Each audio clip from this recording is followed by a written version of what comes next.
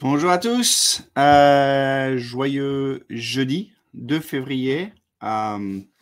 Bienvenue, une émission live stream sur Xano. Donc une fois toutes les 2 semaines, je me présente Georges Duverger. Je suis, la version courte, c'est je suis un ingénieur à l'origine qui est devenu product manager depuis les 5-6 dernières années.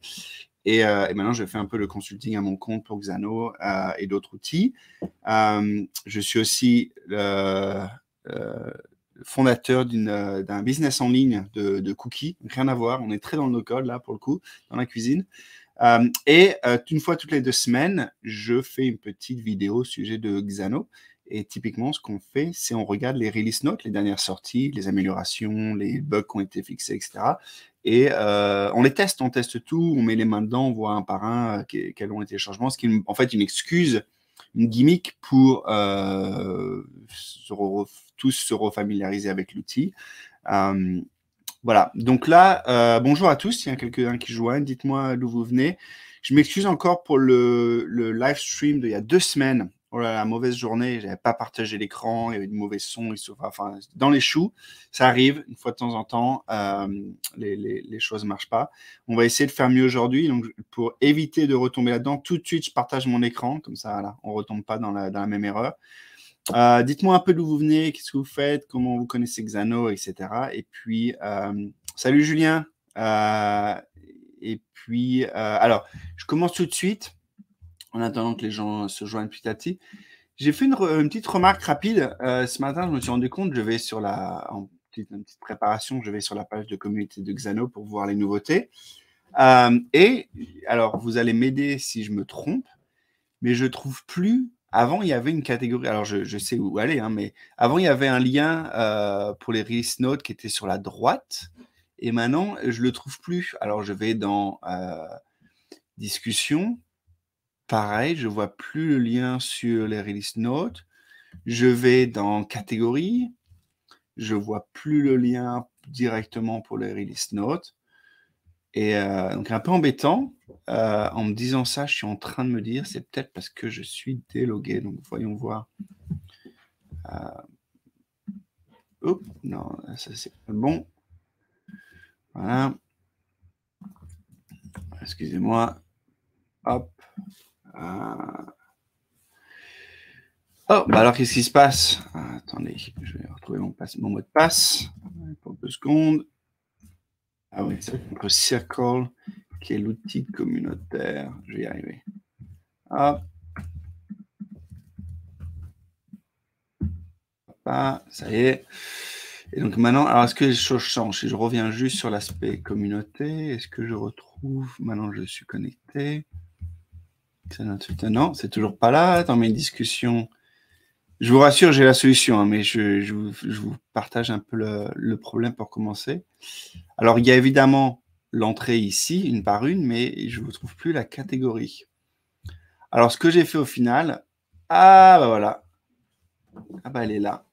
C'est marrant, donc quand je suis logué, je vois release, et quand je suis sign out sur la même page, ah ok, bon bah c'est bon à savoir. Donc la catégorie release note est juste accessible quand on est connecté. Voilà, bon, bah voilà. Alors la semaine dernière, on a parlé de la grosse nouveauté qui était 1.50 et 1.50.1. Pour ceux qui ont raté, je vous mets juste un petit lien. Comment faire avec Xano du 19 janvier.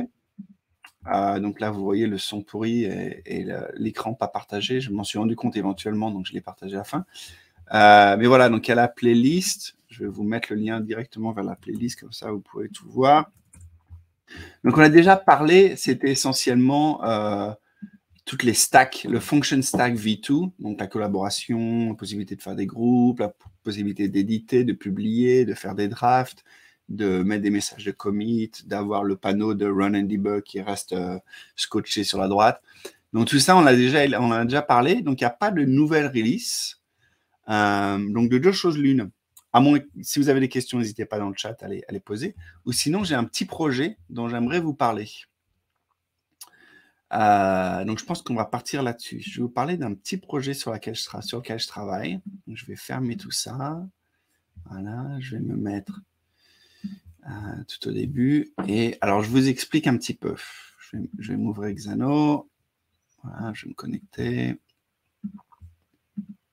Hop. OK. Donc, voilà le projet. Comme je le disais, j'ai une boutique en ligne qui vend des cookies aux États-Unis, sur la côte est des États-Unis. Enfin, je livre partout aux États-Unis, donc de l'Alaska au Maine, etc. Mais moi, je suis basé sur la côte est.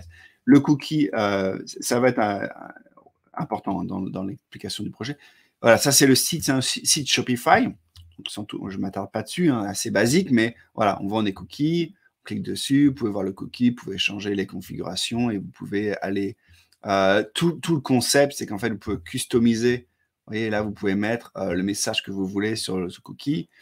Et ensuite, donc voilà, une fois que vous avez choisi votre cookie, donc je vais m'en prendre un au pif, par exemple. Ça en est au chocolat. Je l'ajoute à mon panier. Voilà, je peux changer la quantité, je peux mettre un message personnel, etc. Et après, je vais placer ma commande. Et donc, j'arrive sur la partie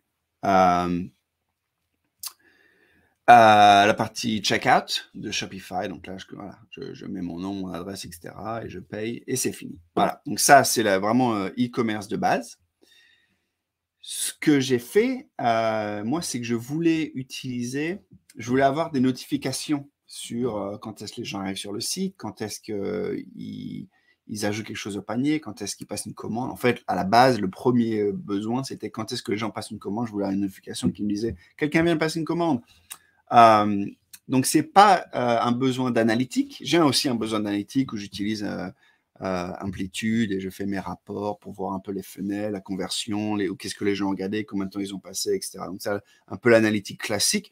Et moi, un point de vue juste plutôt narcissique, je voulais juste avoir un petit pop d'adrénaline en me disant, tiens, quelqu'un vient d'acheter. Et quand je suis dehors en train de faire des courses, etc., c'est très motivant pour un petit business. Et donc, c'est ce que j'ai fait. Et pour ça, j'ai utilisé Logsnag. Alors, Logsnag, attendez, je vous montre un peu la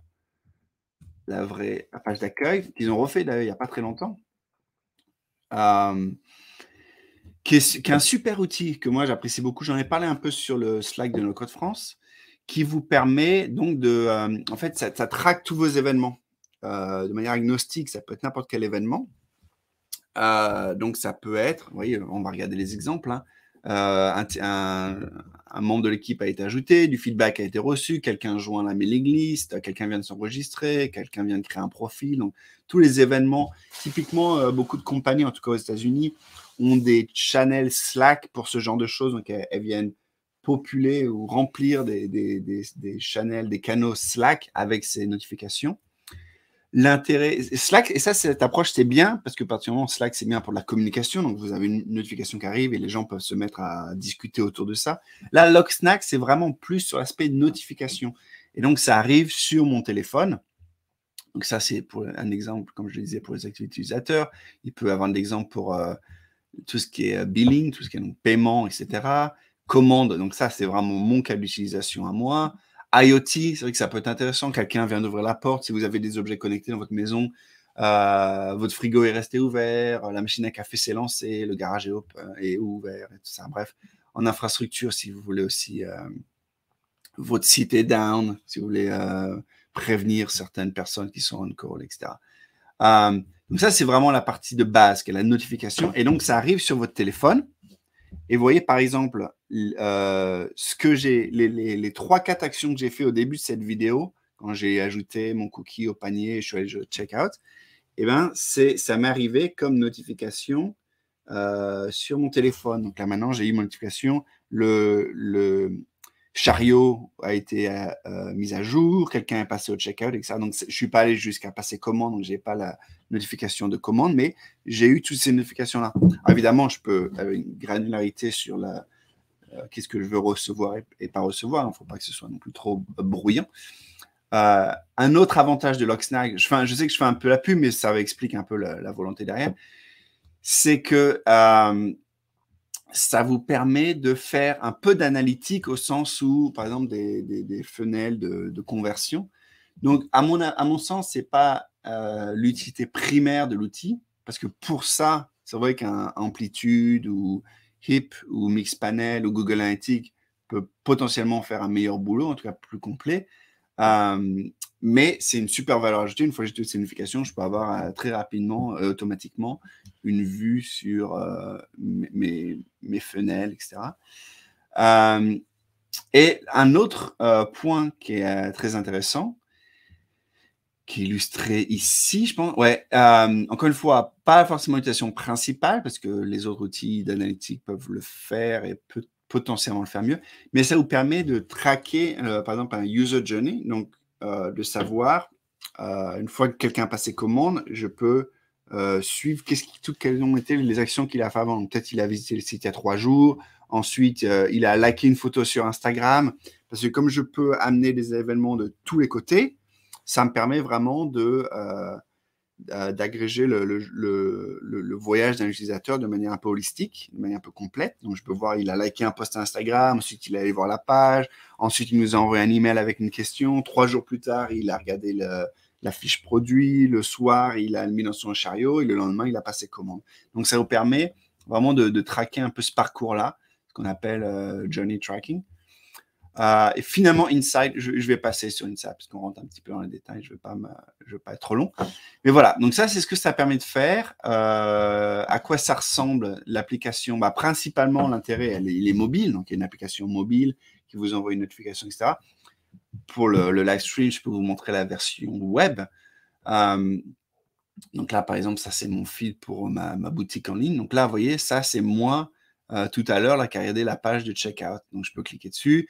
J'ai un ID anonyme qui vient de Segment, qui est ce que j'utilise pour traquer l'information. Et ensuite, je peux, en cliquant sur cette ID anonyme, je peux voir ensuite toute l'action que cette personne a fait depuis les dernières journées. Ça, c'est moi en temps anonyme, parce que je ne m'y suis pas identifié dans mon site d'e-commerce, toutes les actions que j'ai fait. Donc, moi, c'est en ce moment des page views parce que je fais beaucoup de debugging, etc. Mais par exemple, si je vais dans mon canal de commande, vous voyez, là, hier, quelqu'un a passé commande. Bon, je pourrais camoufler les informations, mais je peux maintenant traquer avant d'avoir passé commande. Voilà tout ce que cette personne a fait. Donc, ils ont passé commande. Avant ça, ils ont fait quelques mises à jour sur le checkout. Ils ont mis à jour le panier, etc. Donc, il y a eu pas mal d'allers-retours un peu dans la page checkout. Et avant ça, pas mal d'allers-retours sur le panier. Voilà, donc c'est ça un peu le user journey. Là, on voit 3 types d'événements. Donc, ça, c'est assez concret.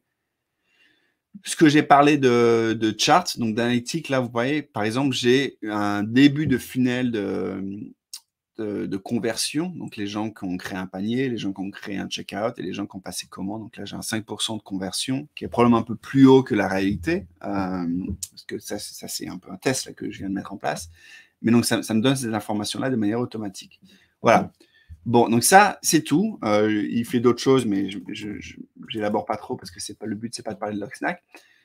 Le but, c'est comment je passe de mon Shopify à Logsnag en passant par Xano. Voilà, donc c'est là où j'en arrive, je veux parler de Xano. Donc Shopify, donc ça c'est pour en finir avec Logsnag, la façon dont je lui envoie des informations, c'est assez basique, hein. C'est un call d'API, un post vers ce point d'entrée, en lui donnant quelques informations comme déjà un token d'authentification. Et ensuite, voilà les informations. Donc, le nom du projet, le nom du canal, le nom de l'événement, si je veux une description, un icône, est-ce que je veux que ça envoie une notification à mon téléphone ou pas, et des tags. Et les tags, c'est ce qui me permet vraiment de traquer l'utilisateur selon au travers de différents événements. Voilà, donc ça, c'est pour simplifier le seul point de endpoint qui nous intéresse. Et donc, je vais utiliser Xano pour appeler ça. Maintenant, la question est du côté Shopify, parce que je pourrais, en théorie, l'idéal, ce serait de passer évidemment de Shopify à Logsnag et de dire à Shopify, OK, envoie les événements directement là. Le problème, et je vais vous le montrer, c'est que les formats ne marchent pas. Il faut faire un peu de massage sur cette donnée. Et c'est pour ça que j'utilise Xano entre les deux. Donc, allons voir sur Shopify directement. Qu'est-ce qu'on a? J'espère que je n'ai pas d'informations trop secrètes. Mais voilà, donc là, dans mes settings de Shopify, j'ai la possibilité de créer des notifications. Donc ça, tous ceux qui connaissent Shopify connaissent un petit peu. Donc ça permet de customiser les emails qui sont envoyés en fonction des différentes étapes. Donc quelqu'un va passer commande, quelqu'un a abonné son chariot, un paiement a été reçu, etc. Donc là, j'ai la possibilité d'éditer tous ces événements, toutes ces notifications qui vont être envoyées à l'utilisateur. Et à la toute fin, j'ai une possibilité de créer des webhooks. Donc, qui va me permettre de prendre ces événements et les envoyer quelque part d'autre, quelque part qui m'intéresse, quelque chose de très custom, quelque chose que je veux faire pour moi. Donc là, vous voyez que j'en ai créé plusieurs. Checkout, mes commandes, le chariot créé, chariot mis à jour, et le checkout mis à jour, etc. Donc j'ai 4-5 différents endpoints. Et donc, vous voyez clairement qu'ils partent chez Xano. Et donc, je pourrais en créer de nouveaux, ça se fait facilement. Voilà, je lui dis quel événement je veux, donc il couvre pas mal d'événements. Ah bah vous voyez pas parce que c'est un drop-down, mais là j'ai une liste longue comme le bras d'événements Shopify que je peux choisir. Je lui indique le format, je lui indique l'URL, donc moi dans mon cas je vais dire l'URL vers le endpoint Xano, et je vais choisir une version d'API un peu plus stable. Et voilà, et il va me créer ici, je peux tester et envoyer une notification, et ça va arriver directement vers mon Xano. Le problème, c'est que le format qui est envoyé ici, je vais vous le montrer dans quelques instants, est assez complexe, est assez lourd, il y a plein d'informations, et donc ne correspond pas au format que Logsnag attend. Et donc, c'est ça le massage de la donnée qu'il va falloir que je fasse. Donc, passons finalement à Xano. Donc, j'ai ici un projet qui s'appelle Telegram Cookie, qui est le nom du site e-commerce. Alors, j'ai pas vraiment besoin de base de données parce qu'en fait, je fais juste renvoyer de l'information de mon Shopify à mon Logsnag. Donc, ça, c'est assez direct. Tout ce que j'ai, c'est juste des points, des endpoints dans mon API. Donc, je les ai groupés dans un groupe que j'appelle Shopify. Et là, vous voyez, vous retrouvez les 3, 4, 5, 6 webhooks, donc les 6 liens que j'ai définis dans Shopify. Donc, ça, c'est mes entrées. Et la conclusion de chacun de ces endpoints, c'est un appel vers Logsnag pour générer cet événement. Alors, on va en choisir un simple. On va choisir Cart Creation. Donc, ça, c'est quand je suis en train de regarder mes items et je dis ajouter au panier. Donc, voilà ce qui va être créé. Ou si j'ai déjà un panier, ça va être juste Cart Update.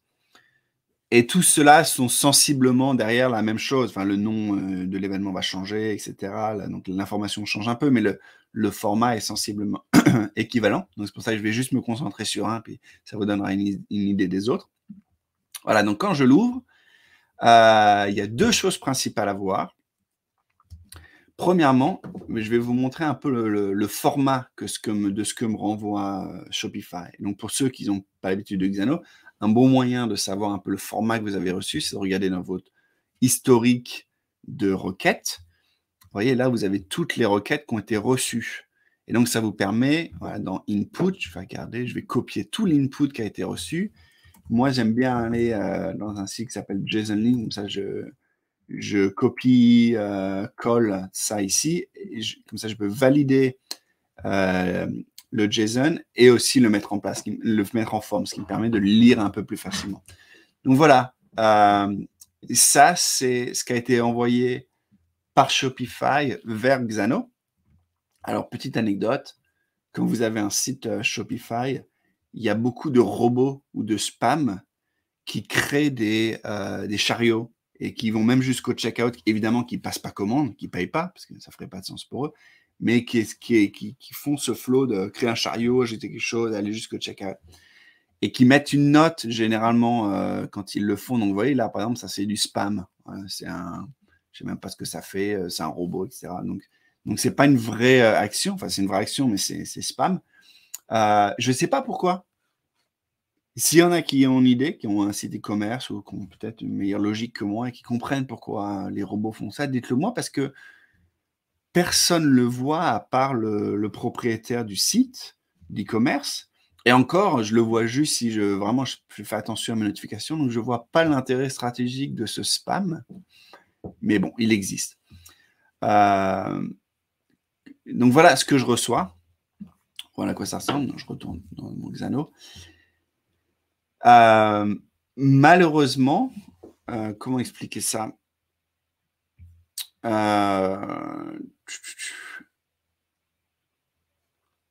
La façon dont j'ai commencé, c'était donc un peu, je vais faire un peu l'approche naïve, vous voyez? Si je voulais créer un nouveau point d'entrée ici, de 0, je vais l'appeler carte, est. Voilà. Et là, donc typiquement, ce que j'aimerais faire, c'est, j'ai un identifiant, oups, OK, hop, donc dans mes inputs, je vais mettre, c'est du texte en fait, hein, vous voyez? Parce qu'il y a aussi des lettres. Donc c'est un identifiant, je vais l'appeler ID, c'est du texte. Ensuite, j'ai, un token qui est aussi du texte. Bon, je ne vais pas tous les faire, hein, mais vous comprenez l'idée. Voilà. Et ensuite, quand je fais mon run and debug,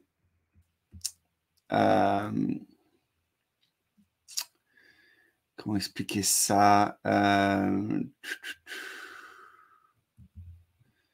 C'est pas un bon exemple ce que j'essaie de faire.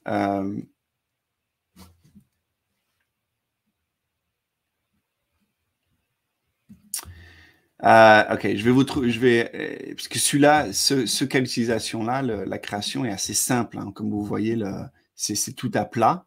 Il n'y a pas vraiment de complexité, donc je peux utiliser juste des inputs comme je viens de le faire dans mon test. Mais il y a des cas où c'est un peu plus compliqué. Donc, par exemple, je vais vous prendre l'exemple d'une commande. On va regarder un peu l'historique pour voir à quoi ça ressemble quand on reçoit une commande de Shopify. Je vais la mettre là, la valider. Donc voilà, là, on a déjà beaucoup plus, c'est plus complexe. Et particulièrement quand vous avez un objet comme ça, donc un objet consommateur, par exemple, comment est-ce que je récupère ça dans mes inputs de Xano? Donc, je reviens à mon test. En fait, je vais le renommer comme ça, on ne va pas le mélanger avec les cartes, ce sera juste test.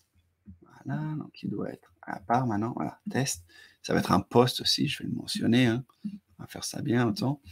OK, donc maintenant, si je veux récupérer, par exemple, l'email de mon consommateur, je veux faire consumer email. Donc, c'est là où ça devient un peu plus compliqué parce qu'il me faut donc créer un JSON que je vais appeler customer. Voilà.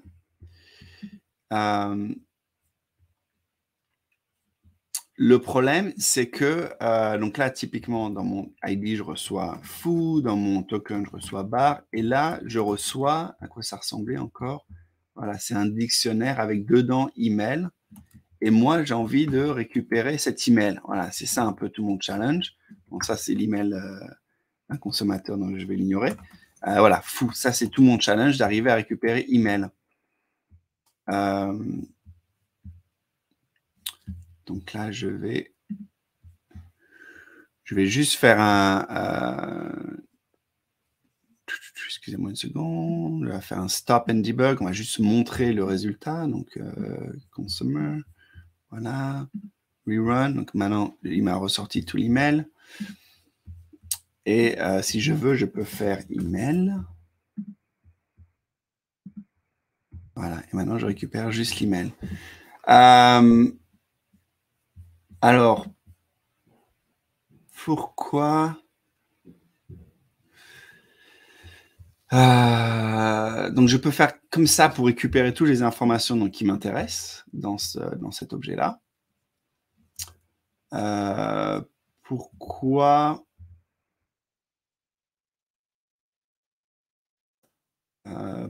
j'ai pas fait ça? Alors, je vous explique pourquoi je bug un petit peu. C'est que j'ai utilisé au final une autre approche qui marche très bien et que je continue à utiliser, mais tout d'un coup, j'ai une perte de mémoire sur pourquoi j'utilisais l'approche du get all input. J'ai oublié pourquoi j'ai fait ça. Alors, je vais vous parler de cette approche, puis après, peut-être ça va me revenir pourquoi j'ai fait ça plutôt qu'une autre. Donc, vous avez une autre façon de récupérer ce qui vient de votre ce qui vient de votre webhook. Donc, je vais vous le montrer. Voilà. Je vais prendre mon exemple de test.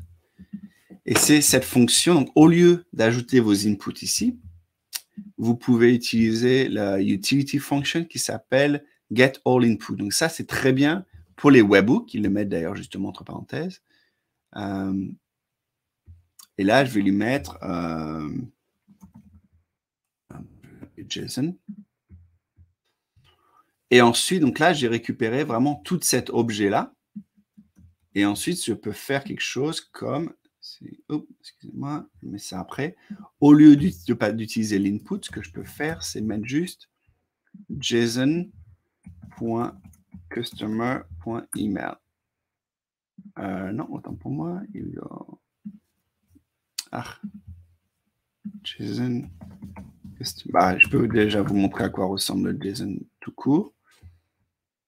On va faire un petit run and debug. Donc ça, c'est toujours le truc qu'on veut voir. Voilà, donc là, il m'a tout redonné.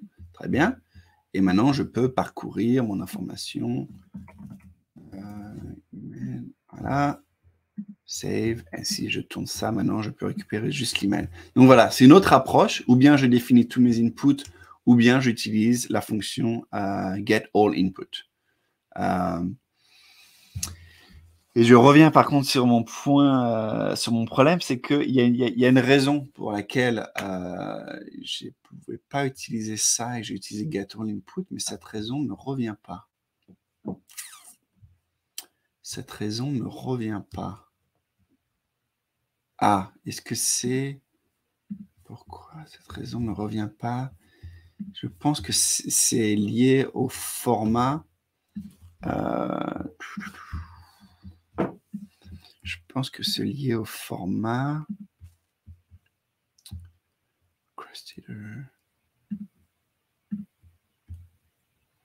Hop, je devrais probablement pas montrer tout ça. Je pense que c'est lié au format.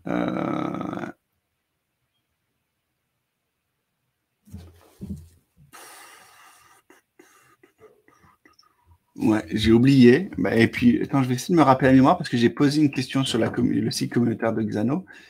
Donc, peut-être que ça va me rappeler la mémoire. Ah!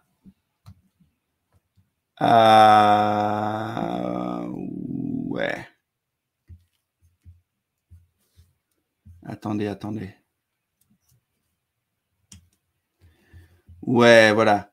Qu'est-ce que vous faites quand c'est pas juste un dictionnaire, donc par dictionnaire j'entends valeur et clé, et que c'est une liste. Voilà. Alors attendez, est-ce que j'ai posté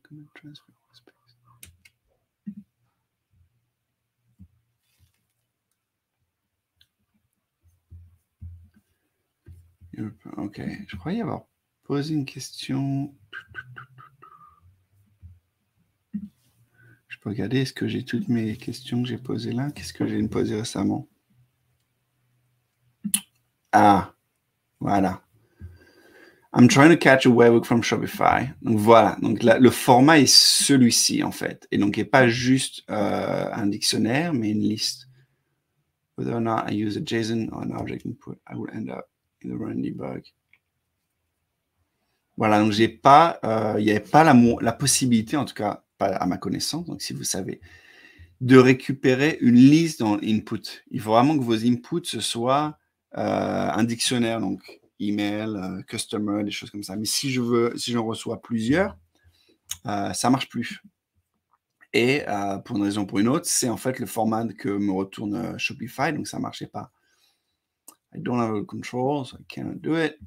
Et alors, personne qui a répondu, mais j'ai trouvé ma réponse dans une autre question où je pense que Ray donnait cette solution d'utiliser get all inputs. Voilà.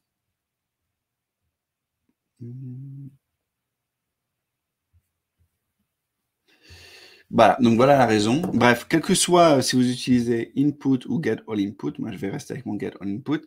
Ça arrive, l'objectif est le même. Donc voilà, je peux revenir à mon exemple de création d'un chariot. Donc je récupère tout, je les appelle event. Et ensuite, tout ce que je fais, c'est j'ai créé une fonction que je vais vous montrer qui poste chez Logsnag, qui est une fonction custom. Donc ça, c'est quelque chose que vous pouvez faire dans Xano aussi quand vous observez que dans beaucoup de vos function stacks, vous faites un peu le même type de code. Vous pouvez un peu factoriser cette fonction, l'externaliser et ensuite juste appeler cette fonction, ce qui vous permet d'ensuite éditer les choses juste à un endroit. Donc là, cette fonction, en fait, elle prend juste quelques paramètres, donc le nom du projet, le nom du canal, donc en l'occurrence, c'est pour le caddie, le chariot, dans mon panier, c'est pas caddie au chariot, c'est panier carte en français dans ce contexte d'e-commerce. L'événement, c'est un panier a été créé. La note, c'est ce qui a été passé dans la note de l'événement. L'icône, je lui ai mis un petit chariot. Je lui ai dit que je vais envoyer une notification. Et ensuite, je mets des tags. Et ce sont les tags qui me permettent de faire des cross-références, des références croisées entre plusieurs événements. Donc, pour un peu traquer, suivre mon utilisateur au travers de plusieurs événements. Donc, en l'occurrence, l'identificateur du chariot et le token du chariot. Ce qui permet, quand il passe commande, j'ai aussi cette information à quel chariot il a utilisé, quel panier il a utilisé. Donc, ça me permet de suivre l'utilisateur de la création du panier jusqu'au le passage d'une vraie commande. Voilà, donc ça, c'est juste un peu les propriétés qu'il utilise. Et on peut jeter un coup d'œil un peu maintenant à la fonction. Donc, vos fonctions, si je clique dessus, je vais aller directement à la fonction, mais sinon, on peut aussi y accéder dans votre librairie. Vous avez cette page qui s'appelle fonction. Donc, ça, c'est une fonction que j'ai créée qui s'appelle Publish to Logsnag. Il faudrait que je la mette sur le marketplace ou que je la rende publique parce que c'est une fonction assez...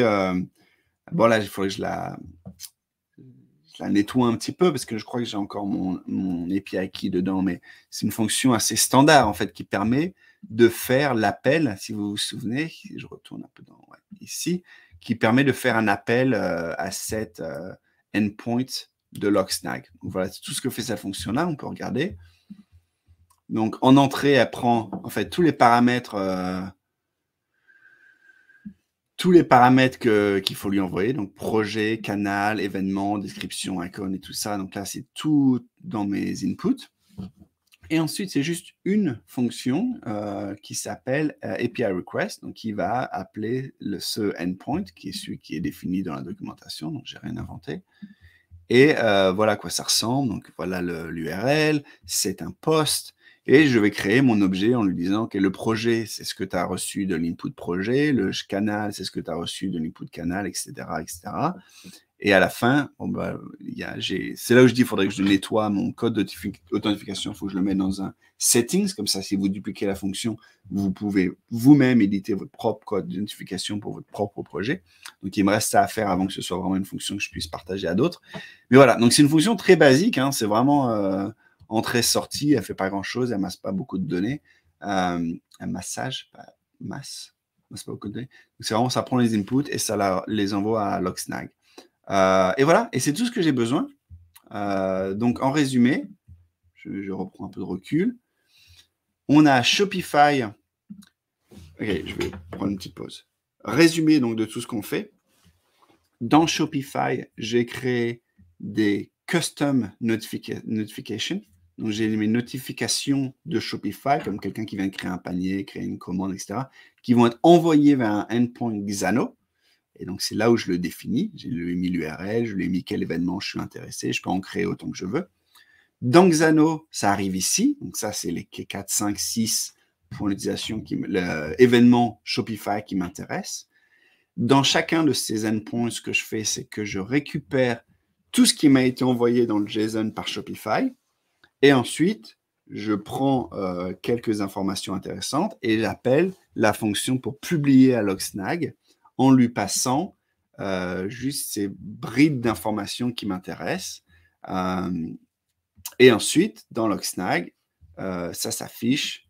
Oh, si je vous montre directement l'application, ça s'affiche directement ici, dans mon checkout. Voilà. Avec mes tags qui permet encore une fois de traquer. Bah, vous voyez, ça, c'est moi qui ai testé tout à l'heure, je crois. Ouais, 10h, ouais, 10h11, et 10h, c'est l'heure à laquelle on commence. Donc, voilà. Donc, voilà toute la chaîne. Et tout ça, évidemment, l'objectif final, c'est non seulement de l'avoir ici, puis d'avoir des charts, etc., mais c'est surtout d'avoir les notifications sur mon téléphone. Donc, quand je suis n'importe où, en mobile, en train de bouger, j'ai les notifications sur quelle est l'utilisation que font les gens de mon site d'e-commerce Shopify. Voilà le résumé. Les prochaines étapes, ce sera probablement donc comme je l'ai dit, de nettoyer un peu cette fonction dans Xano, de nettoyer un peu cette fonction Publish to Logsnag, et puis de la mettre disponible à tout le monde pour que les gens puissent l'utiliser. Et peut-être même au-delà de ça, un peu plus long terme, ce qui pourrait être sympa, c'est de créer vraiment une extension. C'est comme ça qu'on appelle ça, un add-on. Non, une extension, ils appellent ça, que je ne me trompe pas. Ouais, une extension, donc qui est donc un groupe de fonctions spécifiquement pour Shopify et Logsnag. Donc là, j'abstrais ou je monte d'un niveau, donc je pourrais vraiment dire aux gens, installe cette extension et je vais automatiquement, tout ce que je viens de démontrer, en fait, ce sera une boîte noire et on va récupérer tous tes événements Shopify et on va les envoyer vers Logsnag pour toi avec peut-être quelques paramètres de customisation, mais abstraire un peu donc tous ces endpoints que je viens de démontrer pour l'utilisateur. Et voilà, on a fait le tour. Quelle est la différence entre extension et snippet?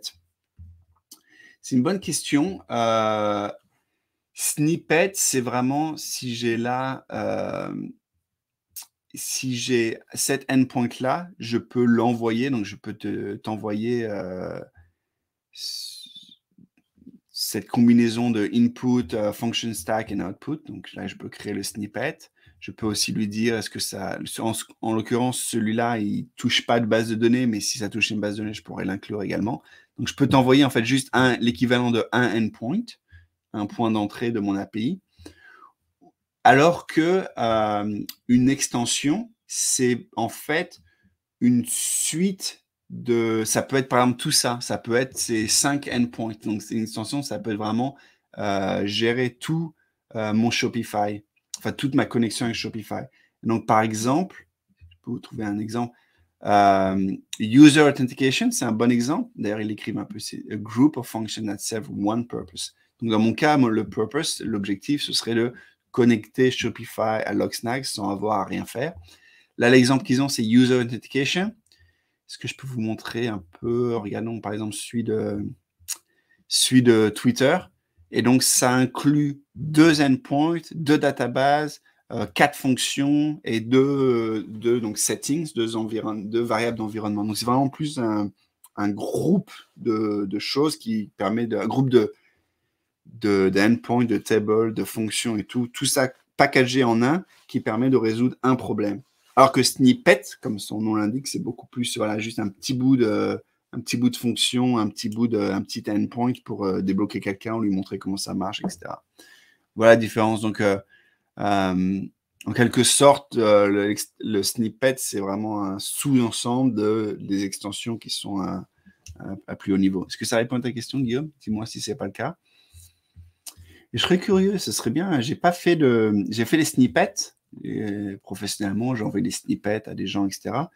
Par contre, j'ai pas encore fait d'extension. Ça, ce serait marrant de tester, faire une petite extension Shopify Logsnag. Je suis sûr. Je pense pas que ça intéresse beaucoup de monde. Je pense que la partie Shopify intéresserait beaucoup de monde. La partie Logsnag, en soi, il y a peu de gens qui l'utilisent, donc ce sera pas révolutionnaire en termes d'utilisation, mais ça serait un bon cas d'utilisation pour moi. Donc peut-être je ferai ça si j'ai un petit peu de temps. Une petite extension.